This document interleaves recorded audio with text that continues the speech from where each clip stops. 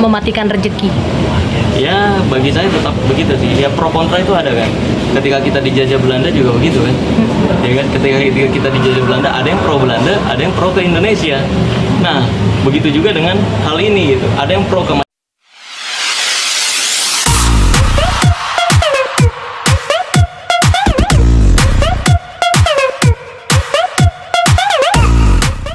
Tiga bawang dulu ya. Ada. Pasti kak, yang di salah taruh itu. benda-benda. Ya itu Yang banyak kamu di toko tahu. alat dukun. Nah, di toko alat dukun banyak. Ya benda-benda biasa, besi-besian gitu. Oh. Biasanya kan kayak ada telur koclak yang biasanya ditaruhin. Telur yang kalau di kayak batu berbentuk telur, kalau di kocok-kocok bunyi cok gitu. Oke. Ini memang itu hal umum yang ada di toko alat dukun. Tapi dengan kamu maksudnya membongkar, tadi bisa dibilang membongkar lingkup mereka gitu. Ada yang bilang juga dari yang persatuan dukun itu akhirnya customer kurang dan sebagainya. Takut nggak sih dengan feedback yang mereka kasih? Feedback yang mereka kasih, ya saya berharap bukan malah membenarkan apa yang salah sebenarnya. Tujuan saya kan untuk agar ya udahlah kalau misalkan itu salah ya tobat gitu loh. Tobat kan kerjaan halal banyak gitu loh. Kalau memang mau jadi dukun yang beneran ya dukun yang zaman dulu, bukan yang zaman sekarang.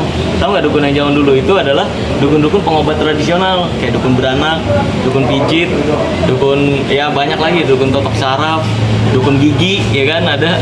Itu kan zaman dulu sebutan dukun aslinya. Cuma zaman sekarang dukun ini udah ganti arti.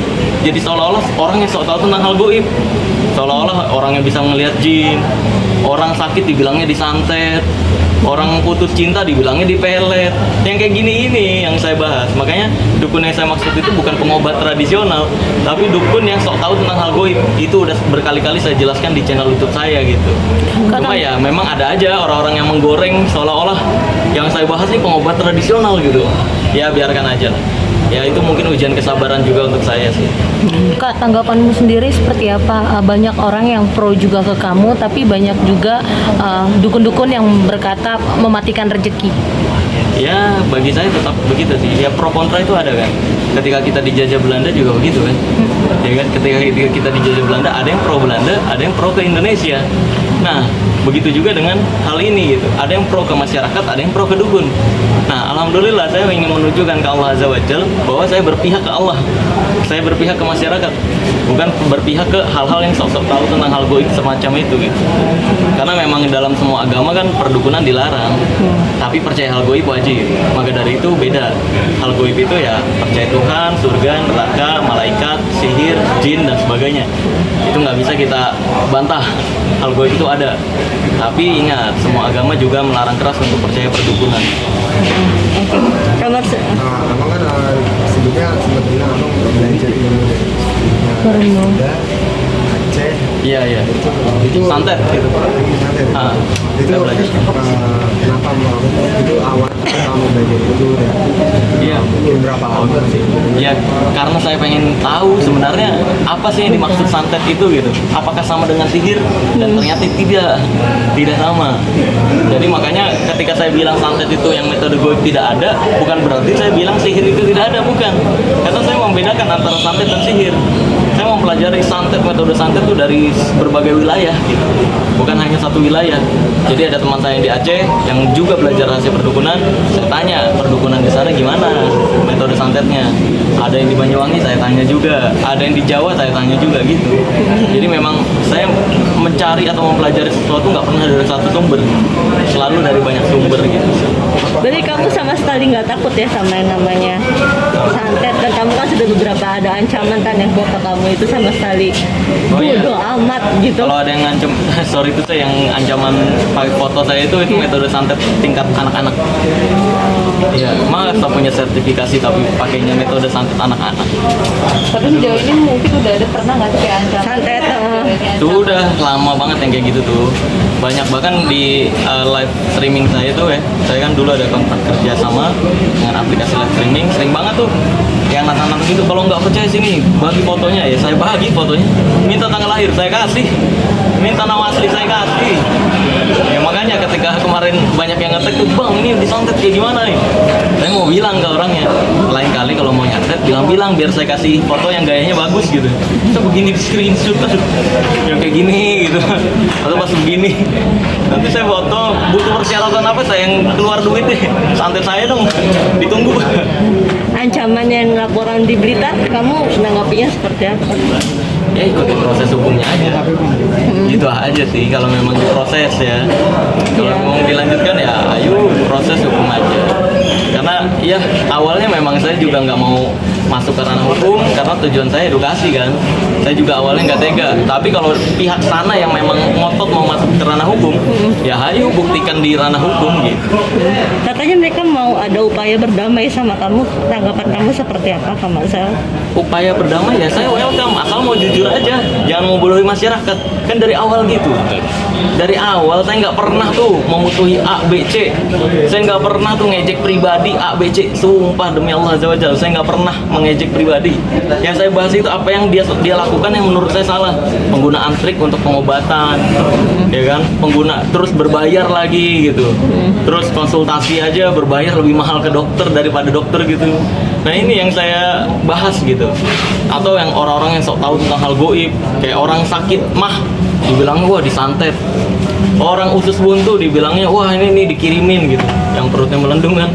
Iya ini kan parah gitu, kasihan masyarakat Indonesia begitu. Itu yang saya bahas kan.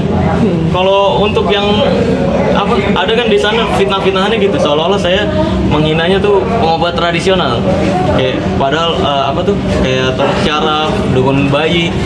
Padahal saya nggak pernah bahas itu. Kenapa saya berani ngomong dukun itu?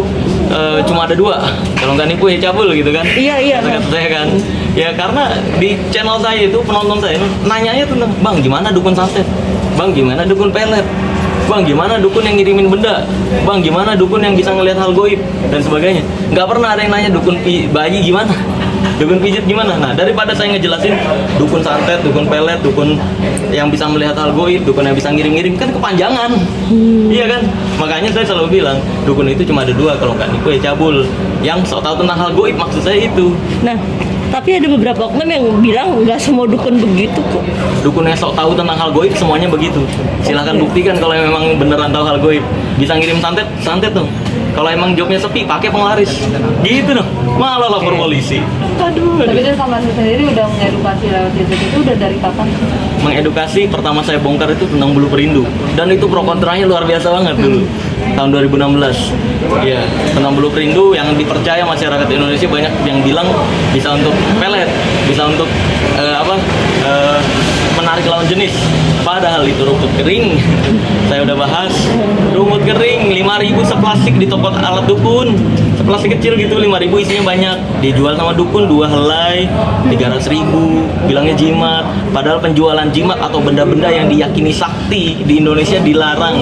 Berkali-kali saya udah bilang di pasal 545, 546, 547 KUHP. Praktek perdukunan dilarang. Itu pasal itu tuh praktek perdukunan yang saya bahas loh. Itu dilarang sama Indonesia. 545, 546, 547. Silahkan dicek dulu pasalnya. Makanya ya kayak gitu-gitu saya membantu masyarakat Indonesia nih agar ya udahlah jangan menyalahi hukum gitu. Karena untuk pembuktian itu pula Bang Marcel sempat pergi ke Kang Ujang Bustami. Ya. Apa yang didapatkan? Enggak, kalau ke Kang Ujang Bustami saya nggak pembuktian. Ya dia kontak saya untuk kolaborasi. Karena memang dia nggak buka pengobatan pakai trik, nggak. Dia rukiah doang, dan kontennya juga jujur, dia hanya sekedar hiburan. Tonton aja di channel saya deh. Kang Ujang tuh udah mengakui kontennya ya. Kalau ada yang bilang sakti gimana Kang Ujang? Dia jawabnya ya saya nggak sakti. Terus asli nggak atau settingan? Dia jawabnya ya kalau yang suka nonton, nggak suka ya udah. Ya di belakang layar dia jujur total sama saya. Di depan layar dia hanya berani sebatas itu. Dan jatuhnya dia bagi-bagi rezeki kalau di YouTube-nya tuh. Karena kan yang acting di YouTube-nya banyak. Dan itu teman-teman saya juga soalnya. Bang, kalau boleh tahu sebelumnya menguasai atau mempelajari ilmu sihir atau santet gitu Bang? Iya, saya mau pelajari ilmu santetnya. Santet, pelet, semua rahasia perdukunan saya pelajari tanpa terkecuali. Dari mulai teknik kebal dan sebagainya. Oh jadi tahu trik itu dari pelajaran. Terkecuali, iya, dari A sampai Z. Makanya saya bilang, saya bisa membahas rahasia perdukunan itu bukan hanya dari kulitnya aja, tapi dari daging, tulang sampai ke sumsumnya. Gitu. Berapa lama sih Kak Marcel kamu belajar terutama ilmu santet sendiri? Karena saya menyukai mempelajari hal-hal yang tidak dipelajari oleh orang lain. Kayak contohnya pada saat saya SMK, ketika teman-teman saya main futsal, saya belajarnya teknik percintaan. Makanya saya berani nantangin dukun pelet, karena saya tahu teknik percintaan dan saya pernah nakal senakal-nakalnya SMK. Pada saat SMK, bahkan sampai saya dikasih surat peringatan sama sekolah karena sering pacaran gitu. Jadi sering pacaran, kamu nggak usah sekolah, nikah aja gitu. Nah, dulu makanya saya berani nantangin gitu. Ya udah, ayolah, kalau emang pelet itu beneran ada, kita buktiin aja di lokasi gitu. Lu pakai jimat pelet yang paling lu yakin, gue pakai teknik percintaan. Yang dapat kiss pertama dia yang menang.